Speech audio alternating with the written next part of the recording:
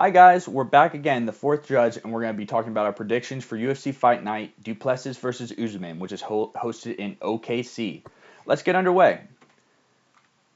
So first, let's go over last week real quick. We're going to be back April 2027.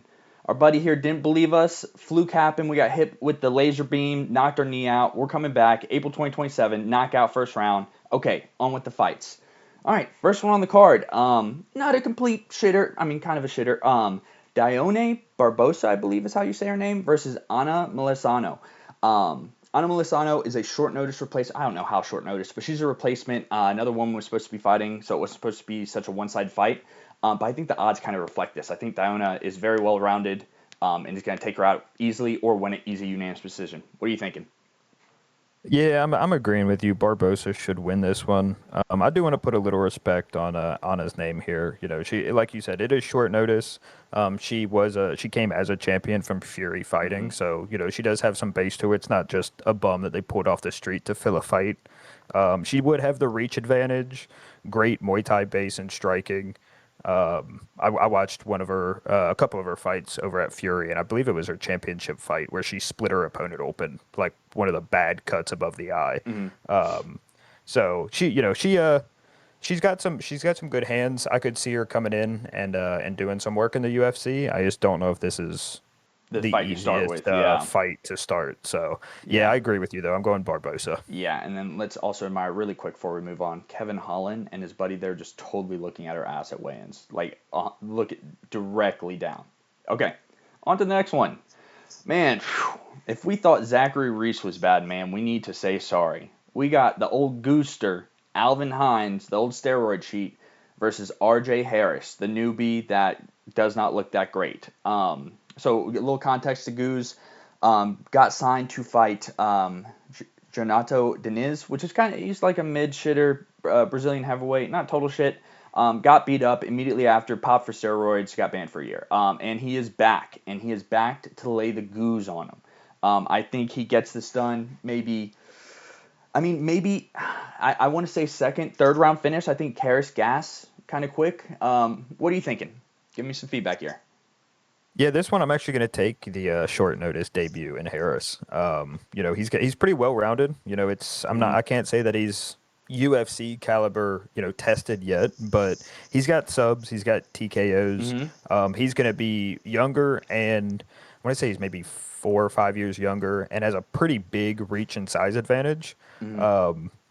So that's kind of what I'm leaning on here is Harris, you know, debut, you want to come out, you're the younger, more athletic guy, you have knockout power. You're not afraid to go to the ground if it does go there. And like I said, it's your debut. Like what better way to come out, take advantage of someone like Alvin, just knock him out cold in the middle of the octagon and start getting those kind of, you know, those views up in your name. So I'm personally kind of taking Harris. He's got knockout power, good counters as well. So I'm thinking this is probably going to be. Now he does gas, so I do think that Harris needs to try to kind of look for finishes early. But I think as long as he either paces himself to stay in the striking battle and can outpace him, or looks for that finish early, then I think Harris can get it done. Yeah, and just to mention on that, so that it's going to be a 4-inch height advantage for the Hammer Harris, and then about a 6-inch reach advantage.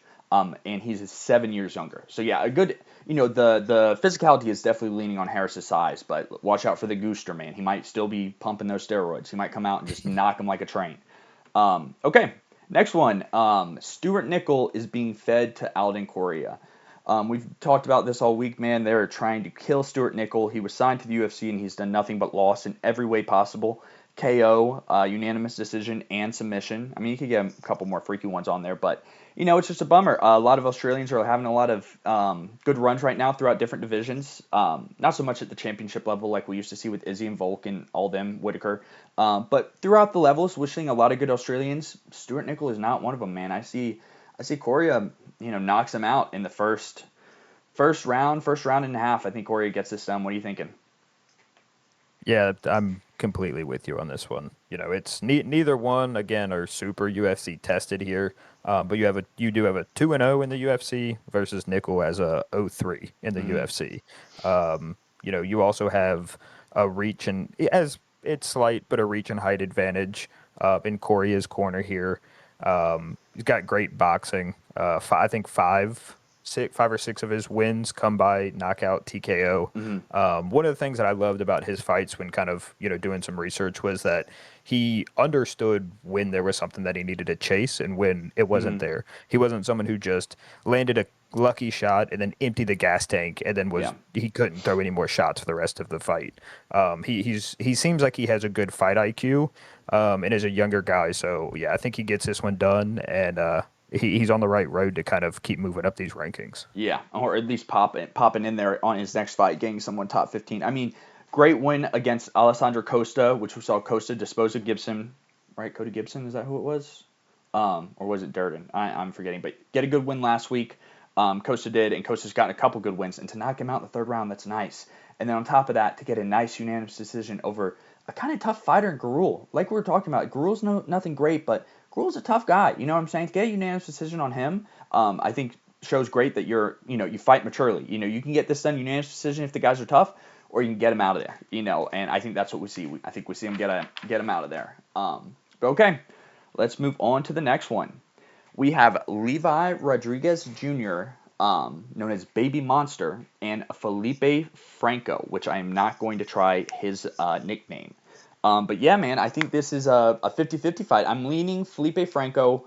One because he was brought in to fight, I believe it's Marco Pinto. I think he's like Moroccan or something. I think he's actually British, but he's like Moroccan heritage, flies the Moroccan flag.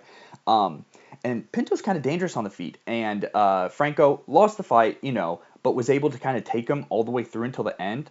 And so, yeah, I believe we have the incorrect records here for these guys on the screen. But just ignore that right now. It doesn't matter. These guys are both kind of shitters, per se. But yeah, I think if Franco can stay safe from Pinto, I think he's able to stay safe from a guy like Rodrigues. What do you think? I'm actually going. It might be a theme for tonight, but I'm going with Rodrigues on the debut again. I'm just kind of leading. He's 5-0, so not a whole lot of fights under his belt. But all five have come by KO TKO finish. There was one TKO quote unquote injury in that, but all five were stoppages. He's kind of riding that zero losses debut into the UFC. He hunts for finishes, so as long as he can kind of control his gas tank on this one, he's got crazy KO power, super aggressive. Like I said, he always is kind of hunting for that finish. So I'm kind of leaning that this is going to be one of those. Rodrigues is going to lean on his athleticism and that kind of stuff, and just kind of early blitz, probably get it done round one, maybe early round two by TKO. Gotcha. Yeah. I mean, I don't think this is going to be a pure shit because, I mean, God, I don't know what I'm saying. Totally could be a pure shit. Don't let me say that. But I think this is going to be a tough fight, no matter what. I don't think this is going to be an easy one. I think they're both in shape too. We won't have something where in the Pinto fight both guys just fell on technicality. I think what you're saying about Rodrigues is too, and he's not gonna stop blitzing, and when he does, he's gonna be completely out, right? So I think you're gonna see some action. So yeah, okay. Let's get on to the next one here. Okay, we have Jean-Paul Lebosnoyani versus Seokhyeon KO. Yeah, I mean, I've watched Jean-Paul Lebioncé on the Contender Series and in his fight night. Beating Philip Rose good. Given he did it on a split and KO did it on a unanimous decision. But I think he's a solid fighter. The thing is I really am confident that I think Seokhyeon KO is going to be a top 15 fighter in this division. He had a great win in his debut against Oban Elliott, kind of just smothered him. Not just holding him on the ground, took him over and over again. And then had a tough fight with Phil Rowe, which it kind of seems everyone does if you don't get him out of there early, and won it by unanimous decision. So I think he's going to be able to do the same thing here that he did to Oban, manhandle him on the ground, and his striking is not too shabby at all. What do you think? Yeah, I am leading Ko here as well. He's great, well-rounded. His boxing, his kicks, works him perfectly to mix in with takedowns and that kind of stuff as well. I do like his striking. I kind of think I favor him in the striking aspect. His grappling is good too. He's a strong, kind of put together dude. So I think grappling wise, it can be pretty even. I am leaning a win here. I think the only thing is going to be it's going to depend on his takedown defense, and then Mm, as long as he can kind of stick to his stay on the outside, outstrike this guy kind yeah. of game plan. Mm, Um, Jean Paul is an absolute elite jiu-jitsu guy. yeah. You don't necessarily want to go to the ground with the dude. He hunts for submissions more than anyone we really ever see. You know, he's a bigger Oliveira outside of the Mm, striking that Oliveira has got, but he is very decorated in jiu-jitsu, hunts for the submissions, like I said. So I think the biggest thing is just going to be as long as it stays standing and his takedown defense is good, then Ko can win this. But it's not going to blow me out of the water if we see a Jean Paul by sub at some point in this fight yeah. either. Yeah. I mean, yeah. Like we were saying, yeah. I don't think Jean Paul is a bad fighter at all. I just think Kyo's a better one per se, right? And it's something about these Koreans, man. You know, they do produce good prospects. They've always had a hard time getting into those higher weight divisions. But yeah, Kyo looks promising. So I'm excited to see this one go down. All right, next up, another tough fight. Jose Delgado versus Austin Bashi. So I'm going with Jose Delgado here. My wife's Mexican. I need to support the Mexicans, so I'm leaning with Jose Delgado. And on top of that, I think Delgado is a good fighter.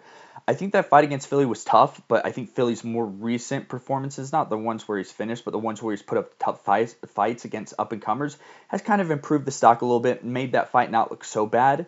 And then the unanimous decision loss against Wood, I remember that fight vividly, and I remember Delgado looking like he won it. I think that should be a split decision at least, but I genuinely thought that Delgado had that. Prior to that, knocked out Hyder Emil very, very quickly. But yeah, I think he's going to be able to get a unanimous decision win on Bashi. I don't think it's going to be a finish. I think Bashi is tough. I just think he's new, young, and just has to get more kind of weapons versus Delgado's young, but I think he's a little bit more mature in his fighting style and his decisions. What do you think?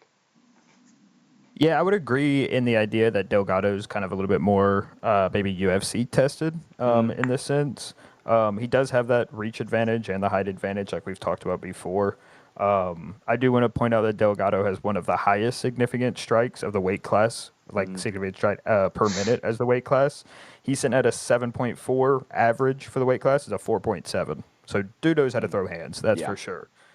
My thing is that Bashi great on the ground. Yep. So I think this is solely going to come down to can Bashi get Delgado to the ground, and it's either going to be an absolute snooze fest of Delgado shooting takedowns and getting him down, or Bashi, sorry, taking him down and just basically getting, just ground control, Mm-hmm. top control for 5 minutes Yeah. every round and winning, Mm-hmm. or hunting for a submission. He does Yeah. have some submissions under his belt. He has 6 wins by sub.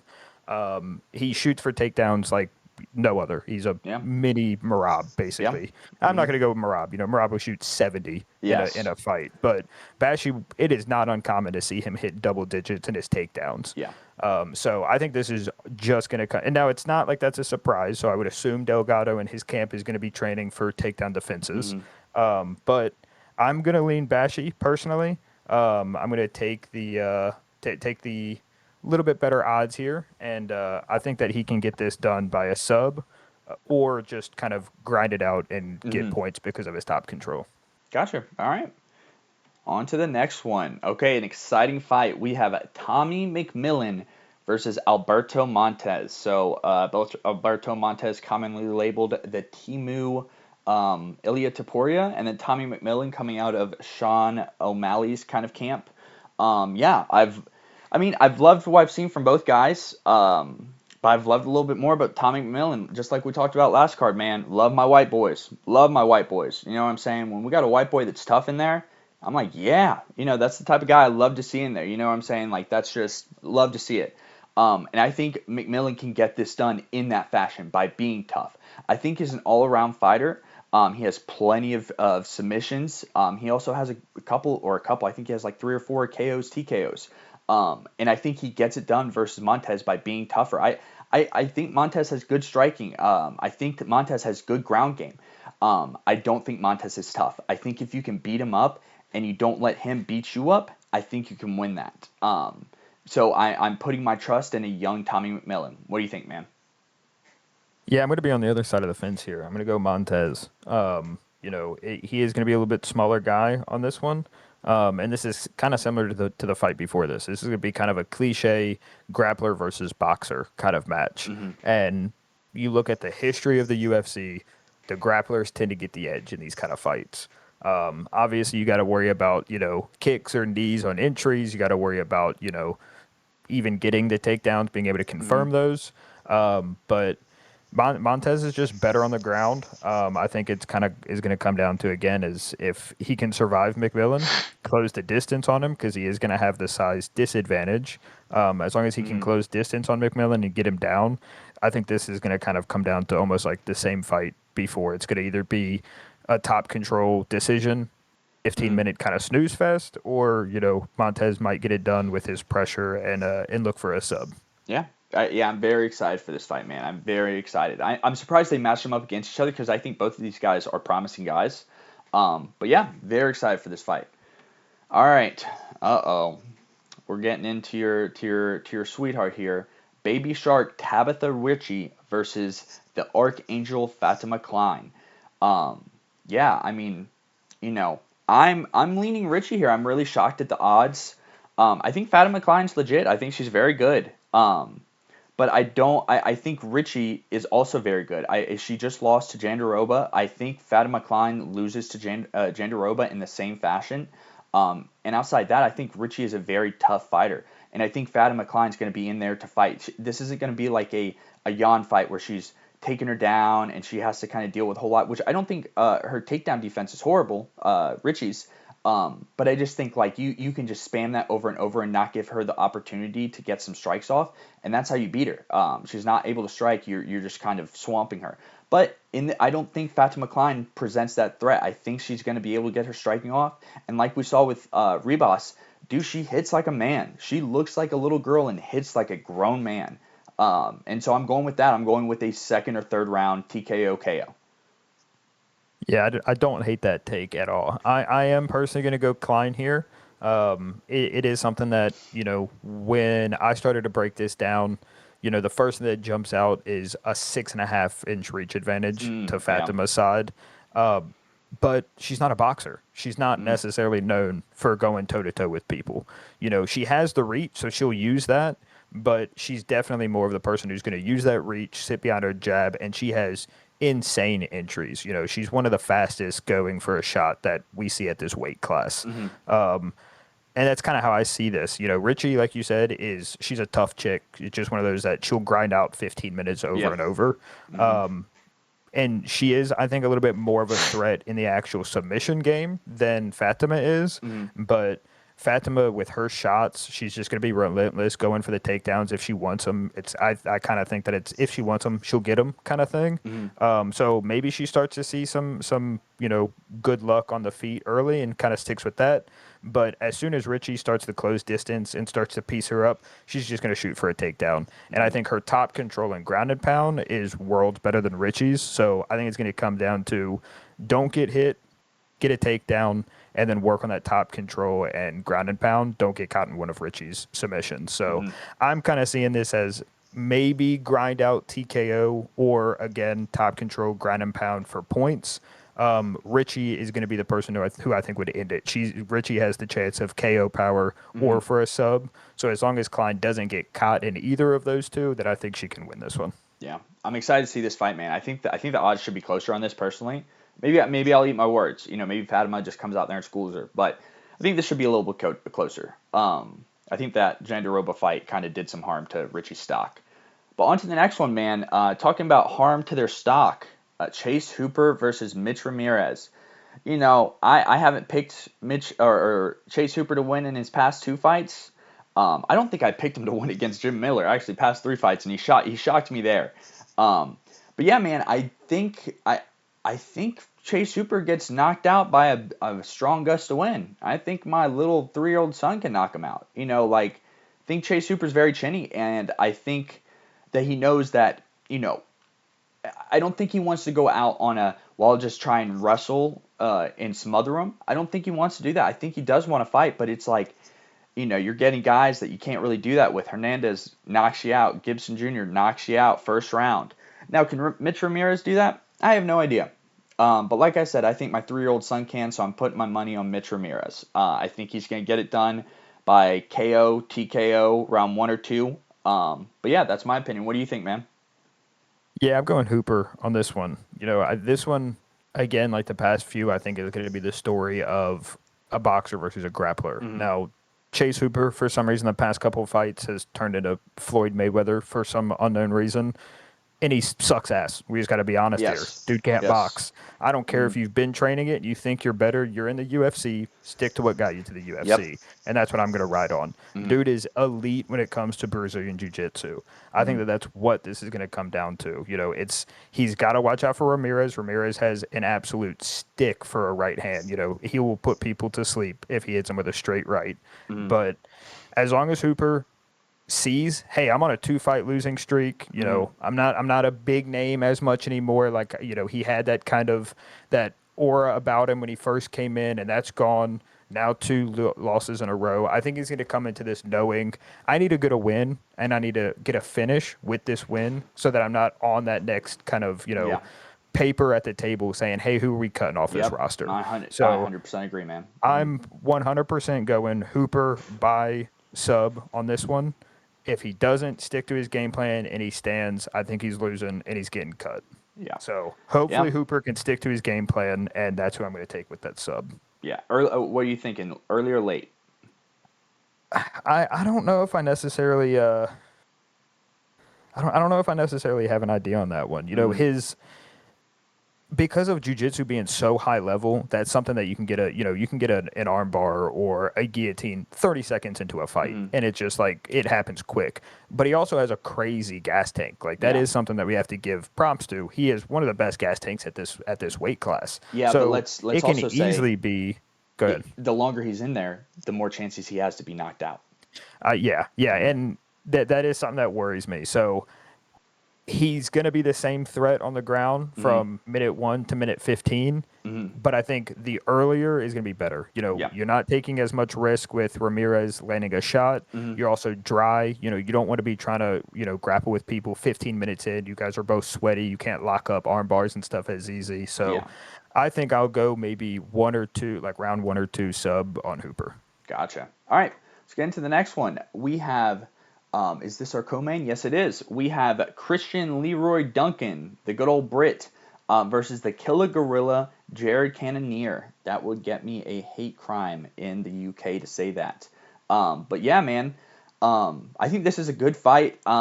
You always think Cannonier's on the way out, and then he's like, "Yep, I'm gonna beat RoboCop." Tough fight with Kaiho Brayo. I know it was a decision, yeah, but it was tough fight again with Page too. Page kind of got on him and kind of laid on, but whenever they stood up and Page got touched by Cannonier, Cannonier did hurt him. I think Cannonier still got that power in there. But I think Christian Leroy Duncan. I mean, this does yell. This is prime Cannonier upset weather. But he's getting old. That's got to stop eventually, man. That's got to stop. So I'm sticking with Christian Leroy Duncan to get it done. I think he can get him out of there in the second or third round. I think he can gas him out a little bit and then start really going crazy. Start spinning like crazy. Cannonier he's not bad on the feet, but once he gets tired, man, he's kind of a plotter. He's coming from heavyweight. Coming from heavyweight, was a light heavyweight and was a heavyweight sometime. Sometimes he falls back into that plod, plod, plod, plod. Just big steps where it's like you can totally predict where he's going next. That's going to be prime for a Christian Leroy Duncan Beyblade, let him rip, spinning back fist to the dome. And that's what I see hitting round 2 or 3, if it's not some other form of TKO. What do you think, man? Yeah, I'm right there with you for this Mm. one. It does, like you said, it scares me because it just has Jared by a crazy flying knee knockout for Mm-hmm. some unknown fucking reason win. But if you're looking at the fights, you're looking at the fighters, you're looking at, the age, the prime, you're talking about a 42-year-old Jared Mm-hmm. Cannonier. And I'm not going to sit here and act like, he's complete shit. He still beats, probably half the roster at his weight class right Mm-hmm. now. But you're talking about someone who's coming up, someone who's kind of hitting their prime. Like you said, his striking, Leroy's striking is great. He's good at mixing up his strikes too. He's not just a boxer. He's going to throw in his knees and his jabs. Like you said, he's got the spinning attacks that's going to take people kind of by surprise. You don't see it as much at a little bit higher of the weight. That's kind of my thought. My thought is, if Cannonier invests heavy in leg kicks, which he's good at, it could slow Duncan down some. But I just see this being Duncan kind of taking control from the beginning. You know, his movement's good, his athleticism, his in and out is good. I could see it going to a decision just because Cannonier is a dog. You know, he doesn't get put out a whole lot. You know, he is getting older. You know, his chin's been cracked, so it's a lot more possible now.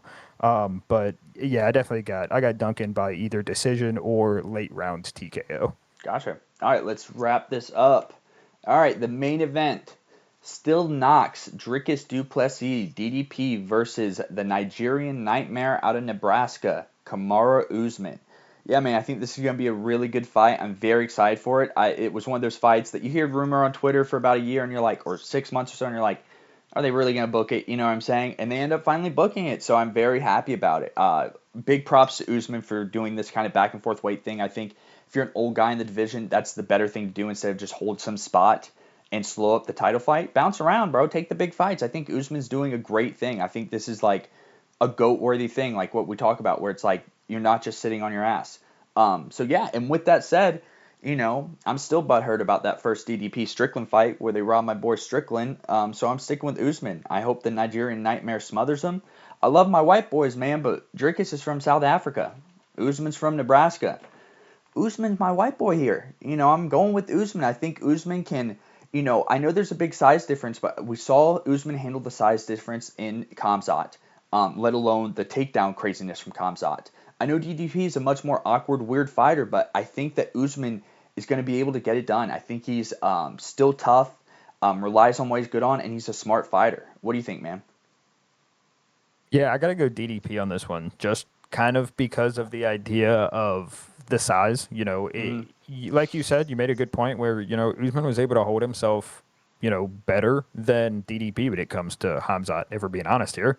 But, you know, Kamaru was always a big guy for the 170 division. Dricus has always been a big guy for the 185. So when you're moving up a weight class with someone who, you know, maybe not height-wise, but just stockiness, strength, DDP is a tank for the weight class. Thick, yes. He's also just awkward as hell. You know, now you're talking about two champions, so it's not like Kamaru hasn't been in fights with people who are dangerous on the feet and on the ground and awkward and here's a shoulder strike or a foot stomp. Usman's seen it all, but I just got to lean, you know, I got to lean DDP. He's younger. He's going to have a little bit of the size advantage on height and reach, I think. He's going to be heavier for sure. Good takedowns, good takedown defense. His striking is goofy as hell, but is good as well. Like, we can't discredit that his striking is good. Hard. He lands good strikes. He just might do it unorthodox. So I'm leaning DDP.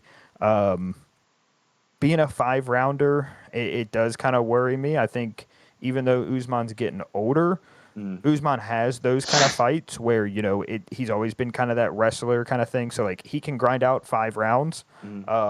Later rounds starts to worry me for DDP. But again, it's one of those where maybe it's, you know, 4 minutes into the 5th round here and DDP comes with a, you know, his patent pending flying double fists side punch that he does. Like, so yeah, I'm going to lean DDP. Again, I'm kind of toss up on this one on if he can actually get it done. Usman's, you know, he's a tank too. I don't see people finishing him all too often. So I think this might go a little bit more decision route, and Kamaru might start to take the points later in the rounds, but I think DDP should be able to get this pretty you know, easy early rounds. So as long as he takes those first 2-3 rounds, then I think he should be able to coast to a victory. Yeah, man. I'm excited to see it. Yeah, man, I think that's all we got. Glorious leader Usman, take us home. We've got our bet picks for the fight. Take it away, man. What do we got? Yeah, so again, pulled these off FanDuel Wednesday, July 15th at about 9:30 p.m. Eastern Standard. This one I just kind of started having more fun with. You know, this is a card that I'm going to enjoy watching and is one of those cards that I think people might not tune into because it doesn't have a whole lot of big names and might be one of the best cards that we have, you know, one of the best average cards that we have for this year. You know, UFC has sneaky cards like that. But for this one, I didn't go safe. I said, you know what, hell, I'm going to put $10, $15 on these bets, and if I make some money, cool, I got some more to put on these big names later. So as you see, John Paul by sub, even though I don't know if he wins, he's elite in the jiu-jitsu. So I think his way of winning in his fight is going to be by a sub. Mm-hmm. So if he wins, it's going to be by a sub. Might as well toss, $10 on a plus 950. Make Mm-hmm. $100 on the night pretty easily. Again, same kind of thing. Chase Hooper, as long as he sticks to his game plan, he should win by a sub. This is obviously a lot smaller because he is the favorite, but a plus 160 for a Hooper doing what he's known for, wanting to get a win so he's not cut. I think that's a pretty safe bet at 160. And then I got a parlay on the RJ Harris money line The and hammer. Delgado money line. Mm-hmm. Those two money lines parlayed together is going to give us a 292 payout. Again, I think that's just kind of a Delgado probably should have that fight. The odds show him as the favorite right now. RJ is the underdog, but with that knockout power and, him kind of coming in to make a name for himself, I could see this getting done. So, Yeah. Yeah, man, I'm excited. Yeah, but I think that wraps us up here, guys. This is our second weekly video. We'll be doing this every week as long as we have a card. So let us know what you think. Let us know your picks, any feedback, what you want to see. And yeah, anything you want to say before we get off here, man? no, that's about it. Yeah, I think you wrapped it up. All right. Glad to see you guys Saturday. Let's have fun with these fights.